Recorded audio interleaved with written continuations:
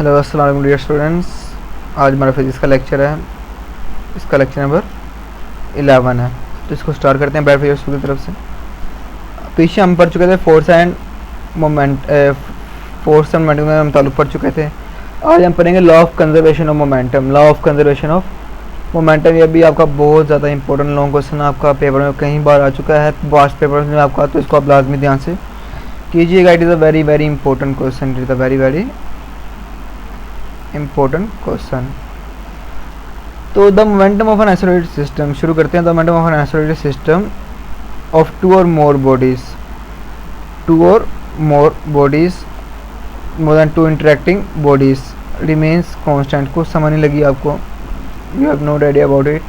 तो इसको अगर हम शुरू करें तो मैं आपको बताऊं, मैं पहले इसमें जो डेफिनेशन में जो कुछ वर्ड हैं ज़रा उसको समझा दूँ तो आपको डेफिनेशन थोड़ी समझ आनी शुरू हो जाएगी।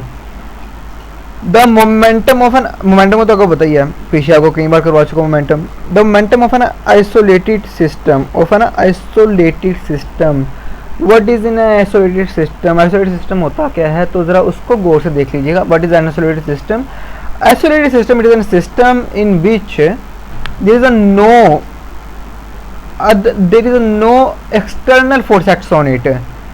इंटरनल फोर्स आपने एक्ट कर सकते हैं, या डेफिनेशन आप लिख लें, मैं आपको दोबारा लिखवाता हूँ। Isolated system is a system in which isolated system is a system in which there is no external force acts on the bodies.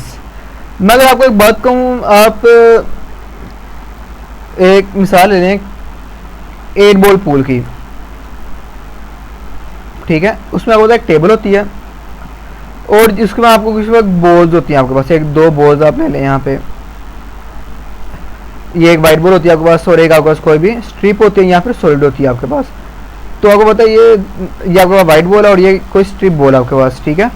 तो अब देखें, जब आप इसके पीछे से स्टिक मारते हैं इसे, तो वो एक्सटर्नल फोर्स है, वो ना हो बॉल, ये दो बॉडीज हैं, ये आपस में मूव करते हैं, एक दूसरे का टकरा जाए आके, ठीक है।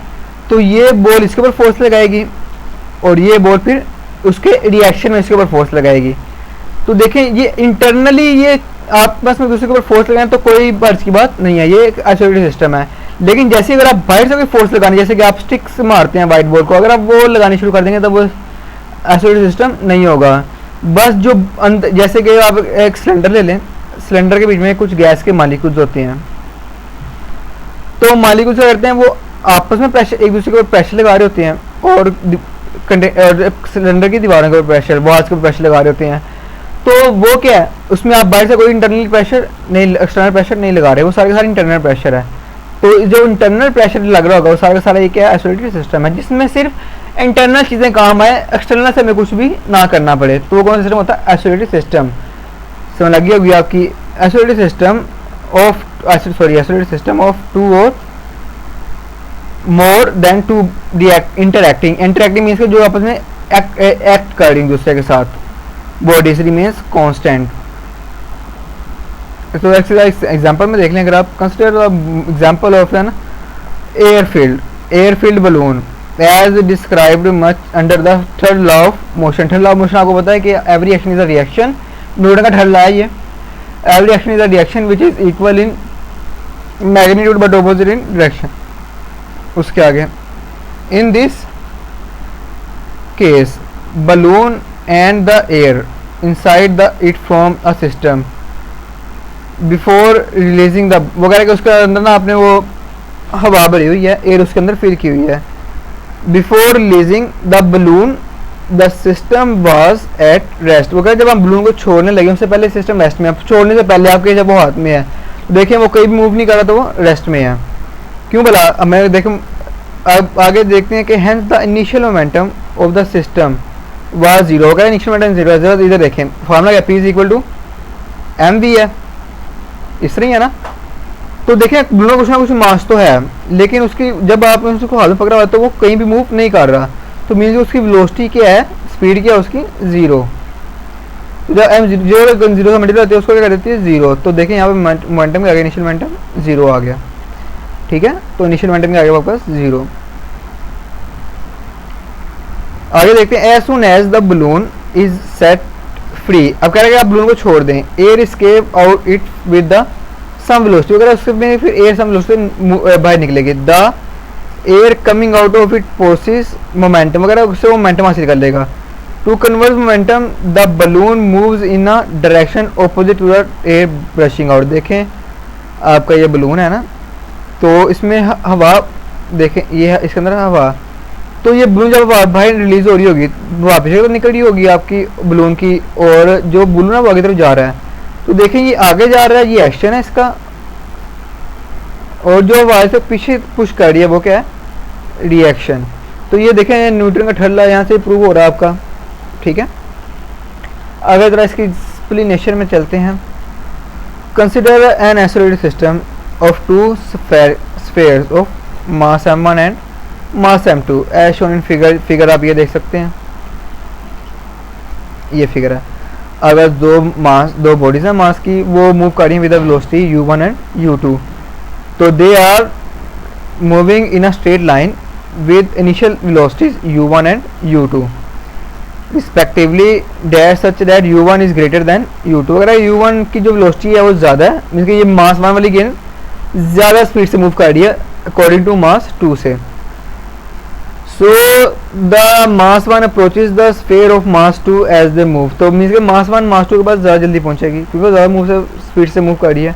तो initial momentum of mass m1, अगर हम m1 की बात करें, इसका मोमेंटम अगर हम निकालें m1 का, तो p इज इक्वल क्या होता है mv, p is equal to mv।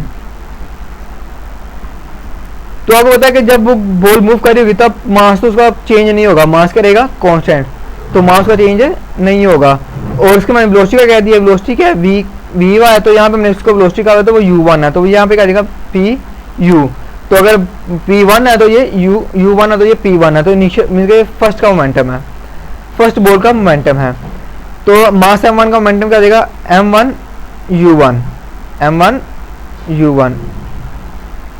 यहाँ पे क्या देगा m1 u1 के मास 1 का मोमेंटम क्या है m1 u1 इनिशियल मोमेंटम। ये भी गेंदें टकराई नहीं, उससे पहले का हम देख रहे हैं बिफोर कोलिजन।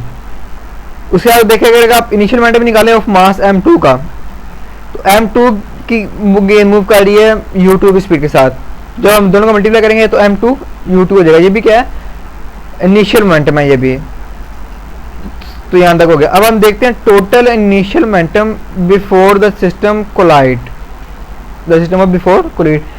अगर आप देखें हमारे पास 3 है एक रकम, और आपके पास एक रकम 5 है, तो टोटल आंसर आपके पास क्या होगा, तो आप क्या करेंगे 3 + 5 कर देंगे, तो हो जाएगा बस 8।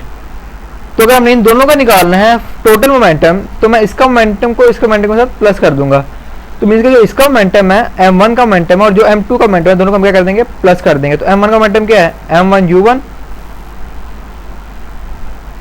और m2 का मोमेंटम क्या है m2 u2, तो m1 u1 + m2 u2।